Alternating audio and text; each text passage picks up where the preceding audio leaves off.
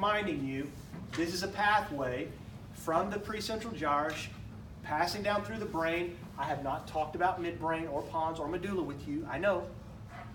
Coming later.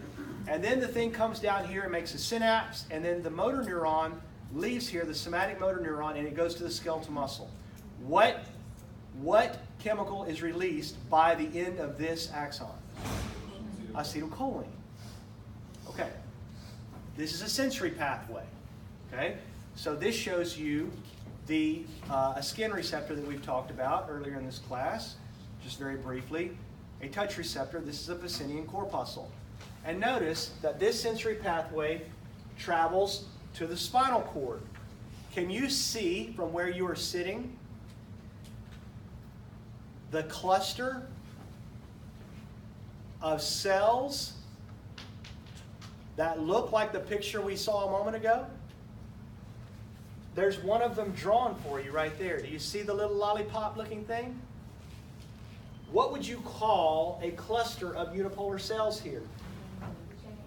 That is the ganglion, specifically the dorsal root ganglion, right there. So everything sensory is in there, passing on the dorsal root into the spinal cord, and then the signal comes up to the brain this way. Okay, so I've just shown you again sensory and motor pathways. So now you have a structural phenomenon in your mind about the brain in general, the spinal cord in general, gray and white matter, ganglion nuclei, somatic and autonomic, sensory and motor. General features here of nervous system to keep straight as we go forward. All right? Let's add a little bit to this now. I will do more. Add a little bit to this. This is the basic anatomy of the parasympathetic nervous system. Y'all want to do sympathetic first? It was first on the slide. Let's do sympathetic first. Then we'll go back. This is the basic anatomy of the sympathetic nervous system. Now you tell me what you know, and I'm going to show it to you in a little more detail. What do you know about sympathetics?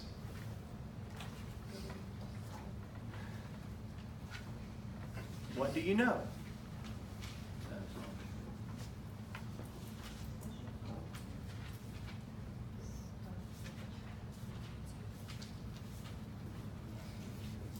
What do you know about sympathetics? The ganglia is close to the spinal cord. Good. The ganglia are close to the spinal cord because the preganglionic projections are short. The postganglionic projections are long. Is that right? Okay. Here's the sympathetic picture. Notice that there is a connection from here to here. Okay, so what you're learning here is the ganglia of the sympathetic nervous system are found in a chain, a necklace, that runs along the side of the spinal cord. And the preganglionic projections come out of the spinal cord and go to those ganglia. And then from those ganglia, the postganglionics now are long. The long postganglionic connections go out here to all of these structures. Smooth muscle, cardiac muscle, glands, influenced by sympathetics. What is the neurotransmitter that is released onto these ganglion cells? Acetylcholine. What is the neurotransmitter that's released onto these? Norepinephrine. Right? All right. Last piece, and then I'll go back to the parasympathetic. I know where most of the ganglia are now. They're in a chain, a necklace along the side of the spinal cord. That's why they're short, preganglionics. Where are the preganglionic cell bodies of the sympathetic nervous system? They are found in the spinal cord between the first thoracic and the second lumbar division, between T1 and L2. Sympathetic motor outputs begin in the spinal cord between T1 and L2. So the sympathetic division of the autonomic nervous system is anatomically referred to as the thoracolumbar division. T1 to L2. That's sympathetics. All right, I'm going to come right back to that because I want to say function at the end, all right? So here's the parasympathetic picture. Tell me what you know about parasympathetic anatomy already.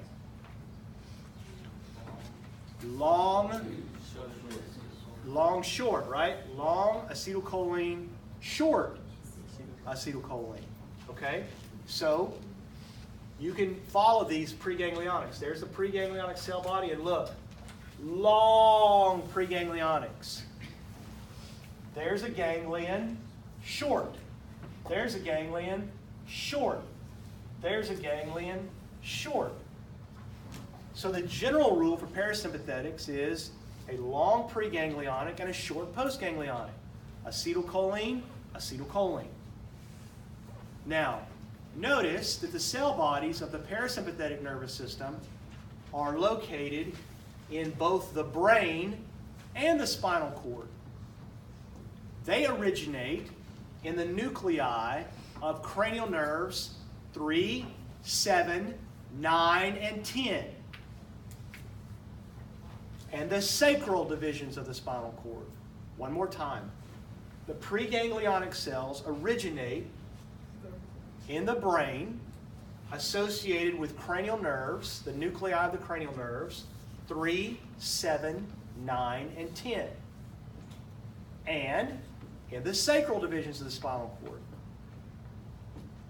So the anatomist calls the parasympathetic nervous system the craniosacral division of autonomics.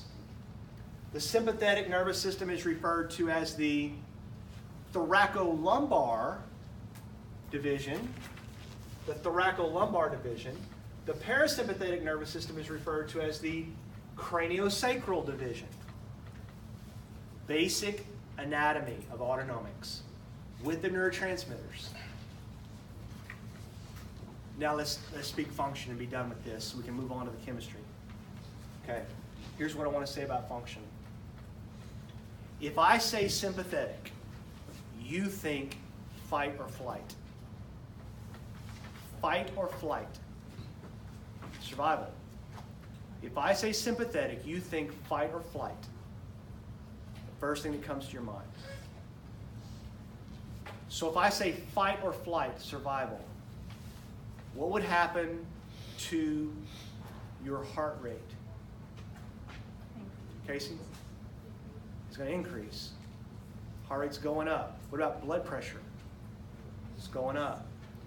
What about digestive system function? You going to turn that on or off? What? Off. Why, Lillian? Because it's not needed. I don't need this thing working right now. I got to survive, right? Shut that off. What about the airway? The ducts that go to my lungs. Will they open or close? They will open.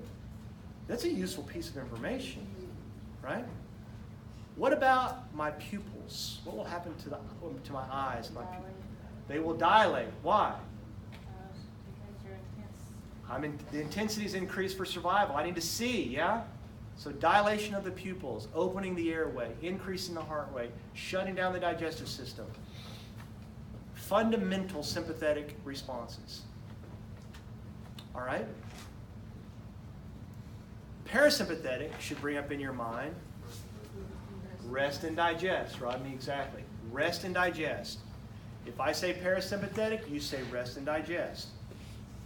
So where I have found the sympathetic nervous system doing one thing, I will find the parasympathetic nervous system doing the opposite. Which of these two systems, parasympathetic or sympathetic, would I want to be most active?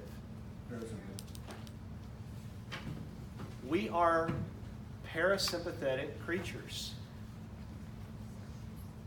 Activation of the sympathetic nervous system is purely a function of survival. and it is normally done during stress. So as we begin the spring semester, I'm going to make a big case about this and show you, talk to you about the damage that the sympathetic nervous system does to human physiology. So we need to be parasympathetic. The sympathetics are for survival. Craniosacral, that's what we want.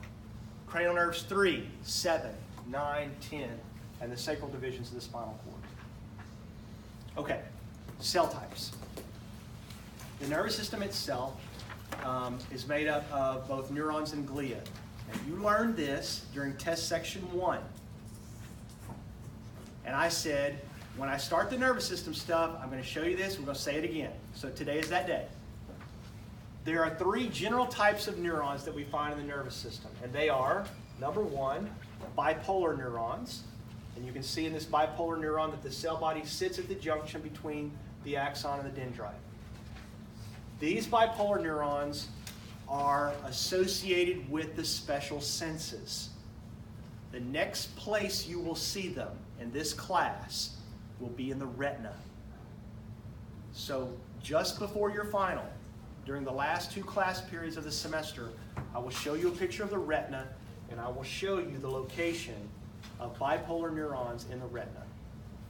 The next cell types shown here are called unipolar. Some texts call them pseudounipolar neurons. You can see the cell body sits off of the axonal projection like a lollipop. You've seen these today. Where are the unipolar neurons in the human body? Sensory. Where? Sensory. They're sensory. Where are they? Tommy? They are in the dorsal roots. So these unipolar neurons are exclusively sensory neurons found in the dorsal root ganglia. 31 pairs of them. 1 pair associated with each spinal segment. These are multipolar neurons, and they're found everywhere. They are the prototype of the neurons in our body. We call them multipolar because they have a bunch of dendrites and a single axon. There's something missing on this one that we're going to find on most of the axons in our body. What's missing?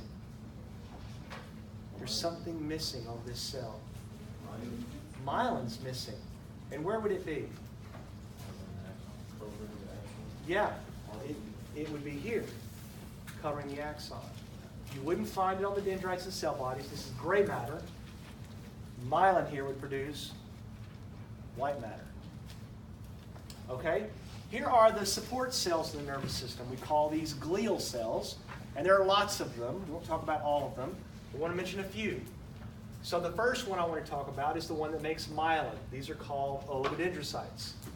And you can see oligodendrocytes on this beautiful cartoon image depicting the oligodendrocyte myelinating multiple segments of different axons.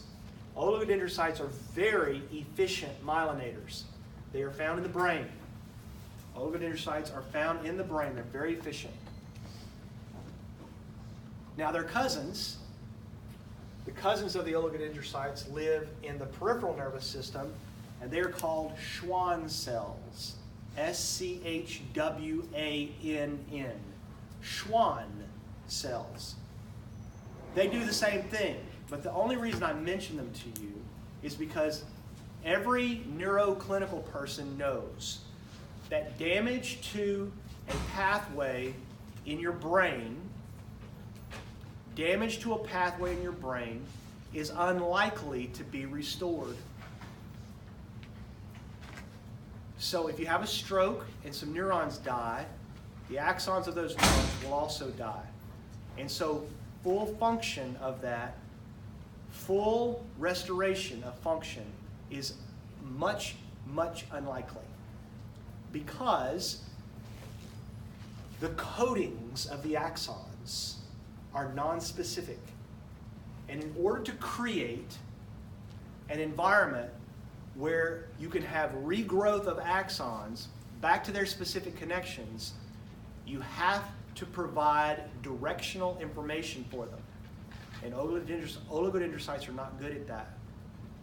They're really good myelinators. They're not good repair cells. Schwann cells, however, are individual myelinators. One cell myelinates one segment. And so they provide directional clues. Everybody in neuroclinical work knows that damage to peripheral nerves is even repairable surgically. And oftentimes, all you got to do is get the end of the axon close to where it needs to go, and it will regrow back into the appropriate location. Because of the presence of the Schwann cells in the environment, they make all kinds of cool new nerve growth factors and directional chemical cues. These are the answer to the question why peripheral nerve injury is more likely to be restored than a central nerve injury. The presence of these myelinators. So that's why I mentioned Schwann cells. Okay, the second cell type to mention to you here are the astrocytes. Astrocytes are glial cells that support the blood-brain barrier. Now, when we learned early on in this class about the connections between epithelial cells, I told you that you can connect cells, especially in the vascular system, you can connect cells tightly. Sometimes you'll have desmosome connections, tight connections, gap junctions. Am I ringing some bells? Sometimes in the capillaries, there's holes in the cells. They look fenestrated. Sometimes they don't meet at all. Discontinuous connections. So we mentioned these in brief before. And any student who's been paying attention in anatomy and gets to this point to learn about the astrocytes, when I say blood-brain barrier, the student thinks, oh, that's a tight junction between the cells. What I'm telling you today is there's more to it than that. There are glial cells in the central nervous system that support those tight junctions. So they are critical in brain function. Okay. They also help regulate potassium concentrations. Is that important? Is it important to regulate extracellular potassium concentrations? Could you take that one and run with it? Okay, so these guys are involved in that process. You know about the pumps, you know about the proteins, and that's good. These guys do it in a different way. And the last type I'll mention to you here, two more, sorry. The ependymal cells. The ependymal cells are going to become important for us whenever we start talking about the detailed internal anatomy of the central nervous system. These cells help to produce and help circulate the fluid that's in our nervous system. We call it cerebrospinal fluid. So ependymal cells are ciliated cells that are useful in circulating cerebrospinal fluid. And they'll come up again. These will not, this will be probably the last time I'll mention these. There are microglial cells, which are parts of the immune system that are resident within the nervous system and the central nervous system. There are cells like them in the peripheral, but the central nervous system cells are called microglial cells or microglial. Those are actually descendants of white blood cells. They're involved in immunity. They're phagocytes inside the brain, in there to clean up messes. All right, so neurons, 3 types. Glial cell types, a few of them, and what they do in support of the nervous system. All right. Now, that gets me where I want to be in the nervous system for general features. Now, at this point, I have to make one connection for you. It's beautiful. I'll make one connection for you, and then I'm going to turn you loose. All right? So, you have to talk to me so that I know that you know what I've taught you. And then I'm going to introduce you to the next component of this, and then the rest of our time together before the next exam is going to be spent exploring one feature on this slide. All right? So, if I say passive ion channels are necessary for establishing a resting membrane potential, can you tell me how that works? Passive ion channels are important for establishing a resting membrane potential? Allow potassium and sodium to leak food. Good, Danny. And if I say resting membrane potential, what do I mean by that? What am I saying? Negative 70 millivolts. Where? Membrane. Inside the membrane. Negative 70 millivolts inside the membrane. Yeah. So this is resting membrane potential, and you guys should be able to explain why that's negative 70. We've done this. If I say to you that there are voltage-gated ion channels that are critical for generating action potentials, can you explain that? What do you mean, an action potential? The membrane is threshold and like -15. Okay? So it gets to minus 55, and then what happens? All of the channels open. All the voltage-gated sodium channels open. And all of the channels go, it becomes more positive. It becomes more positive very quickly. And then, It depolarizes. okay, it's depolarized. And then it Repolarized. repolarizes Like that, like potassium. while the potassium channel's open, right? So I explained the action potential with voltage-gated channels. The one that was missing is this one, the chemically gated ion channel. Now I mentioned it to you, just very briefly. I said chemically gated ion channels are responsible for incoming signals. And I specifically mentioned the one for acetylcholine on the muscle cell membrane. I said acetylcholine's got to bind to this thing, and the channel itself is a protein receptor. And when the chemical binds to it, it opens, and charged ions go through it. Now, here's the linker. You might want to write these down because these are really important. Passive ion channels are located all over the neurons and muscle cells. The dendrites, the cell bodies, the axons, the sarcolemma, they're everywhere. So when I say resting membrane potential, that's the whole cell, everywhere. The muscle cell, the nerve cell. Voltage-gated ion channels are found on the axon. They are not found on the dendrites and the cell bodies.